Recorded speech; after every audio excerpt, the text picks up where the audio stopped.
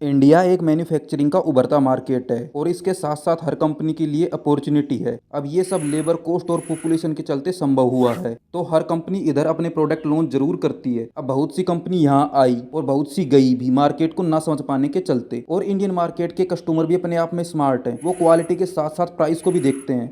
यानी सीधी सी बात है, इंडियन मार्केट में राज करना है तो कस्टमर को क्वालिटी के साथ साथ अफोर्डेबल प्राइस भी देनी होगी, जैसा कि सभी सक्सेसफुल कंपनियों ने किया, जियो, रियलमी, शियोमी। अब इंडिया में टेक्नोलॉजी का दौर है, तो मोबाइल की एक से एक कंपनी लेटेस्ट से लेटेस्ट डिवाइस लॉन्च कर रही है और इंडियन कस्टमर भी टाइम टू टाइम हर ब्रांड में स्विच कर रहा है। जैसे 2014 में ओप्पो वीवो ने ऑफलाइन मार्केट में लीड करना स्टार्ट किया और ऑनलाइन मार्केट में शियोमी ने किया। फिर 2018 के बाद रियलमी आई, तो इसने सब कहीं का मार्केट हिला दिया। क्या रियलमी को कोई रिप्लेस कर पाएगा? जानने से पहले वीडियो को लाइक और शेयर करें। रियलमी कंपनी जब लॉन्च हुई तो उसके इंडिया हेड माधव सेठ थे, जो कि रियलमी को टॉप पोजीशन तक लेकर आए।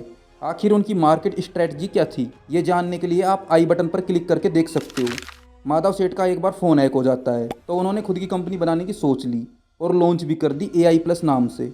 अब ये कंपनी इंडिया के मार्केट को देखते हुए प्रोडक्ट निकाली और इसने इंडिया के एंट्री लेवल मार्केट में भूचाल मिला दिया। क्योंकि माधव सेठ को रियलमी और होनर में काम करने का एक्सपीरियंस था, तो उन्होंने सीधा इंडिया के एंट्री लेवल मार्केट पर अटैक किया और दो डिवाइस लॉन्च कर दिए, नोवा और पल्स नाम से, जो कि दोनों अमेजिंग है। इनके फीचर जानने के लिए आई बटन पर क्लिक करें। कंपनी ने क्लेम किया है इसमें क्लीन OS मिलेगा। इनका कहना है कि AI plus smartphone is about putting control back in the hands of Indian user.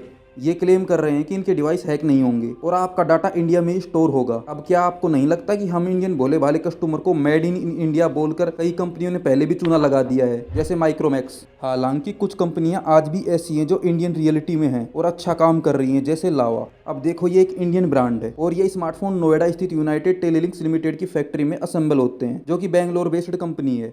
Production से सेल तक पूरा भारत में ही होता है। इसके फेक एडवर्टीजमेंट ज्यादा हो रहे हैं, जैसे कि हैक नहीं होगा, आपका डाटा सेफ है। ये बात गले के नीचे नहीं उतर रही है, क्योंकि आज के दौर में ऐसा कोई फोन नहीं है जो हैक नहीं होता हो। बस ये यूजर के ऊपर डिपेंड करता है कि वो कैसे अपनी डिवाइस को बचा सकता है। हालांकि इसके डिवाइस मार्केट के अकॉर्डिंग चीपेस्ट भी हैं, इसमें नो डाउट, पर जितना ये बढ़ चढ़ कर क्लेम कर रहे हैं उतनी सेफ्टी नहीं है। और कॉस्ट कटिंग होती कहाँ से है? आई मीन पार्ट्स की जनरेशन से ही होगी। बाकी अभी कंपनी मार्केट में आई है, धीरे धीरे इनका फेस भी सबके सामने आएगा और हर इंडियन तो हैप्पी ही है कि ऐसे ही इंडियन कंपनियां ग्रो करें और मार्केट में प्रतिस्पर्धा बनी रहे, जिसमें कस्टमर को भी फायदा है और कंपनी को भी। इसमें 5 से 6 खुद के प्री इंस्टॉल्ड ऐप इनेबल आते हैं, जिनमें से 3 app Clean Assist, Phone Clone, Mobile Butler को अनइंस्टॉल नहीं कर सकते हैं। और ये एप्लीकेशन इस प्रोकॉम कंपनी के द्वारा रेडी किए गए हैं, जो कि चाइना बेस्ड कंपनी है, जो कि इसकी डाटा प्राइवेसी पर सीधे सीधे क्वेश्चन उठा रही है। अब ये कंपनी अगर रियलिटी में ग्रो करती है तो इतना तो कंफर्म है कि अदर कंपनी इस प्राइस रेंज में या तो कोलैप्स कर जाएंगी या उनको भी सेम चीजें करनी होंगी। अब जो भी हो,